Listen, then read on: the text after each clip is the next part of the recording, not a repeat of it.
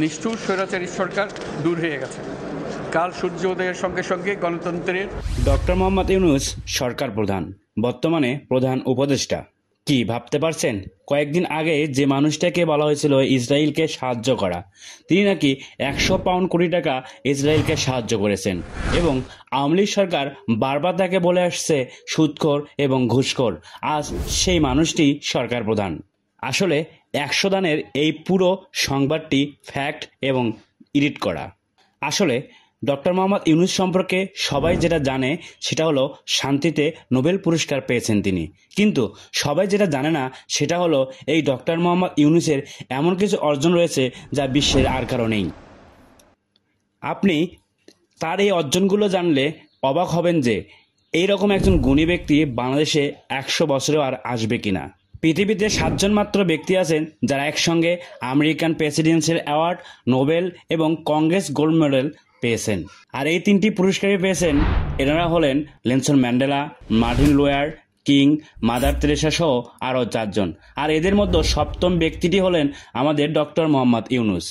2012 সালের Fortune magazine যারা বিশ্বের টপ 12 জনের উদ্যোক্তা লিস্ট তৈরি করেন, সেখানে বিল গেটস আছেন, স্টিভ জবস আছেন, আরও আছেন আমাদের ডক্টর মোহাম্মদ ইউনূস।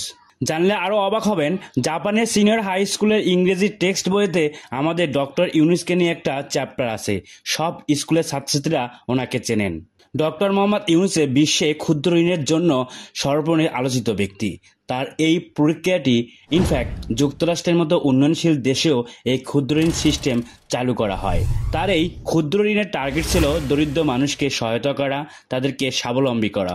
স্বল্প মেয়াদে কিস্তিতে, সুদে এবং ঋণ পাহাড়ের অধিকার না নিয়ে অল্প সুদে মানুষকে সহায়তা করে আসছেন ডক্টর মোহাম্মদ ইউনূস।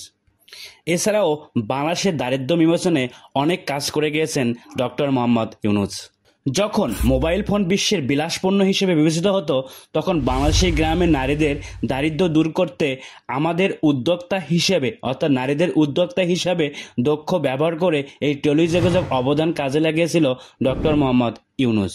গ্রামের নারীদের হাতে মোবাইল ফোন পৌঁছে দিয়ে টেলিযোগাযোগের একটি বিজনেস চালু করেছিলেন তিনি। অধ্যাপক ইউনূস বিশ্বের 24টি দেশের বিভিন্ন বিশ্ববিদ্যালয় থেকে 61টি সম্মানসূচক ডিগ্রি পেয়েছেন। তিনি 10টি দেশের রাষ্ট্রীয় সম্মাননা সহ 33টি দেশের থেকে 136টি সম্মাননা পেয়েছেন।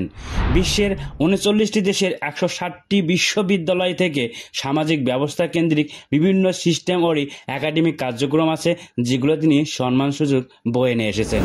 বিশ্ব মঞ্চে তিনি যত ধরনের স্বীকৃতি পেয়েছেন, সরকারি, সামাজিক, অর্থনৈতিক, ক্রীড়া ও সাংস্কৃতিক অঙ্গনের সব প্রাপ্তি একত্রিত করলে এমন ধারণা করা ভুল হবে যে ডক্টর মোহাম্মদ ইউনূস বর্তমানে বিশ্বের সবচেয়ে সম্মানিতদের একজন।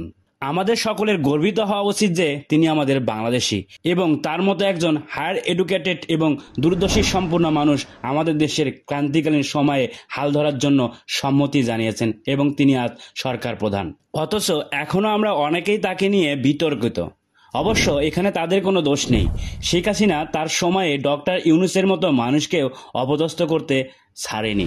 তাকে গরিবের রক্তচোষা, ঘুষখোর বলে অভিহিত করেছেন। তাকে কারাগারে পাঠানো পর্যন্ত সিদ্ধান্ত নেওয়া হয়েছিল। তার ইমেজ নষ্ট করার চেষ্টা করতে হয়েছিল। তবে একটা বিষয় মাথায় রাখা উচিত, দেশের এই ক্রান্তিকাল সময়ে কোনো মূর্খ বা প্যাচ লাগানো প্রতিনিধি নয়, একজন আদর্শ, যোগ্য, এডুকেটেড কাউকে আমাদের দরকার। আর তেমনই ডক্টর ইউনূস আমাদের দেশের প্রধান সরকার হিসেবে অভিহিত করায় তাকে অসংখ্য অসংখ্য ধন্যবাদ। গাইবান্ধা জেলা সহ সকল খবর পেতে আমাদের চ্যানেলটি সাবস্ক্রাইব করে আমাদের পাশেই থাকুন। ধন্যবাদ সবাইকে।